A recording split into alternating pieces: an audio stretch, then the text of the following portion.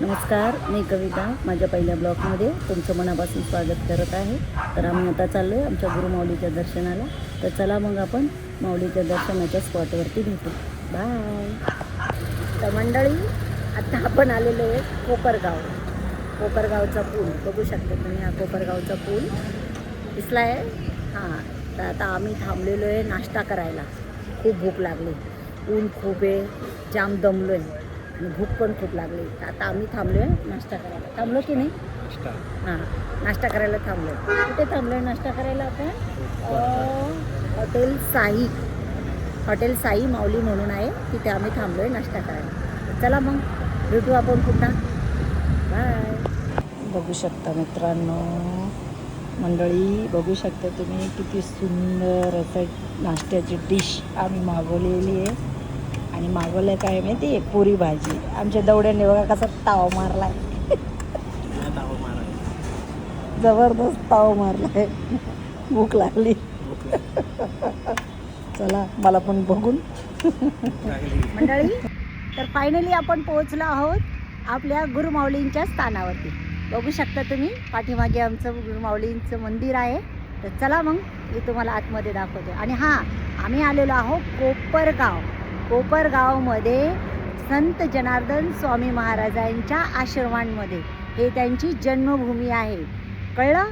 तर चला मग आपण भेटूया आता मध्ये सगळ्यांना.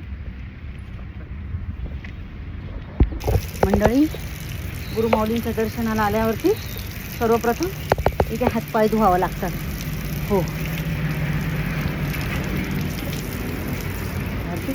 पाणी. आता आपल्याला जायचं आहे गुरुमाऊलीच्या दर्शनाला. तोपर्यंत मी तुम्हाला थोडंसं बाहेरचं आवारण दाखवते. हां, सुंदर असं निसर्गरम्य वय वातावरणामध्ये बाबांचा आश्रम आहे. खूप छान, मस्त. बघू शकता तुम्ही किती सुंदर निसर्ग आहे, किती सुंदर निसर्गाचं रम्य वातावरण आहे. हे बघा, आलेले भक्त भाविक सगळी कशी मंडळी जमा झालेली, कशी छान अशी मंदिरात दर्शन घेण्यासाठी उभी आहे, बसलेली आहे. उन्हाताणामध्ये कोणी झाडाखाली, कोणी कुठे. बघू शकता, खूप छान वातावरण आहे. आणि एवढ्या सुंदर वातावरणामध्ये जनार्दन स्वामींचं आश्रम आहे. चला आश्रमाचं बघा मंडळी, किती सुंदर मंदिर आहे. बघा किती छान मंदिर आहे. हां, बघू शकता तुम्ही किती सुंदर आहे. हे बघा, राष्ट्रसंत जनार्दन स्वामी मोहनगिरी महाराज समाधी मंदिर, श्री क्षेत्र बेट कोपरगाव. मंडळी, तर फायनली आपण आता पोहोचलो आहोत आपल्या आश्रमामध्ये. तर आपल्याला आता जायचं आहे गुरुमाऊलीचे दर्शनासाठी. तर चला आता.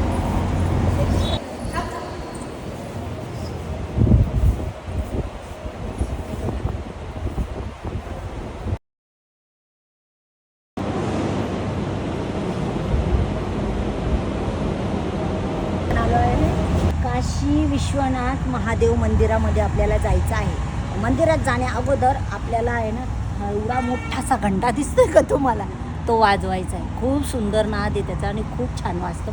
चला तर मग मी तुम्हाला वाजवून दाखवते. ओम नमः शिवाय, बम बम भोळे, नमो पार्वती, हर हर महादेव. चला मंदिरात जाऊ, काशी विश्वनाथ.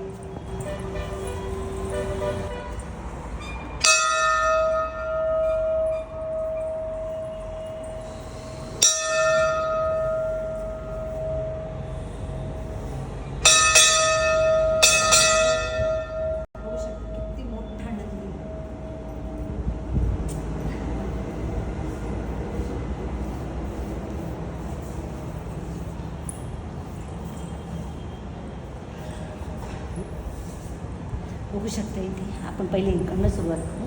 हे बघा, बृहस्पती,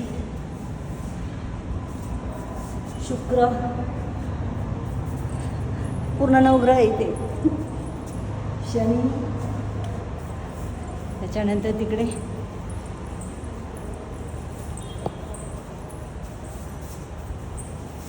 बुध, मंगल, चंद्रमा, शांतीचं प्रतीक. सूर्य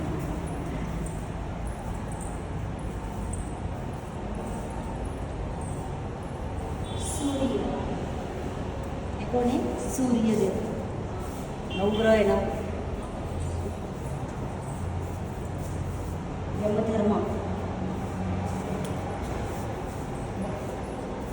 नाव घेतो बाकी.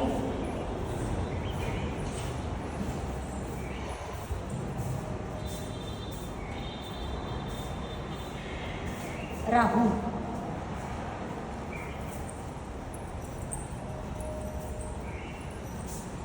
हे आहे केतू. आता जायचं महादेवांच्या मंदिरात.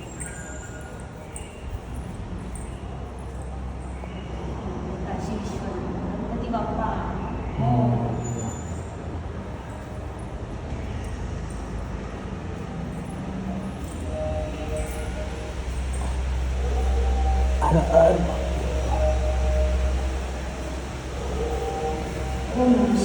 नमो पार्वती हर महादेव. जय शिवशंकर नमामि शंकर शिवशंकर शंभो.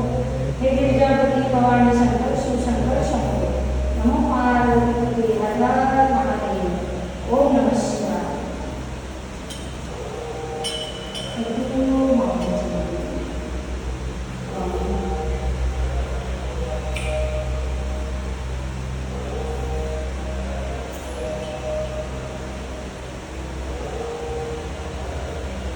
काशी विश्वनाथ गणपती बाप्पा.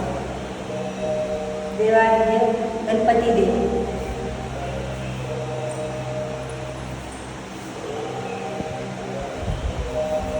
हे माता बघू शकता मंडळी. खूप सुंदर भव्य असं काशी विश्वनाथाचं दगडी काम केलेले. पुढे दगडी काम केलेले. तर मंडळी आता आपल्याला जायचे आहे बाबांच्या विश्राम कुटीकडे, जिथे आपले जनार्दन स्वामी महाराज विश्राम करायचे. तर आपल्याला आता त्या विश्राम कुटीकडे जायचं आहे. तर चला आपण बघूया आता विश्राम कुटी बाबांची. हे बघा आले. हे बघा बघू शकता तुम्ही बाबांची ही विश्राम कुटी. इथे बाबा विश्राम करायचे. छान असेल ते विश्राम कुटी. तिथे स्त्रियांना मनाई आहे दर्शनाला जायची. बायका नाही जाऊ शकत तिथे दर्शनाला, पण आपण दुरून दर्शन घेऊ शकतो. पण राष्ट्रसंत जनार्दन स्वामी महाराज की जय. सद्गुरू जनार्दन स्वामी महाराज की जय. गुरु माऊली जनार्दन स्वामी महाराज की जय. जय जनार्दन जय जनार्दन जय जनार्दन. चल समोर हे जे दुकान दिसतंय, या दुकानामध्ये जे काका आहेत त्या काकांच्या स्टॉलमध्ये इथे जनार्दन स्वामी महाराजांच्या मंदिरामध्ये जी लागणारी साहित्य ती सगळी इथे मिळतात. त्याच्यानंतर इथे जे कोणी भक्त आहेत, जे कोणी भाविक आहेत, त्या सर्वांसाठी इथे वेगवेगळ्या प्रकारच्या तुळशीच्या माळा, रुद्राक्षाच्या माळा, अशा विविध प्रकारची देवाची साहित्य इथे मिळतात. तर आपण एकदा त्या काकांशी बोलूया आणि भेटून त्यांना विचारूया. नमस्कार काका. आपण किती वर्षापासून इथे आहात?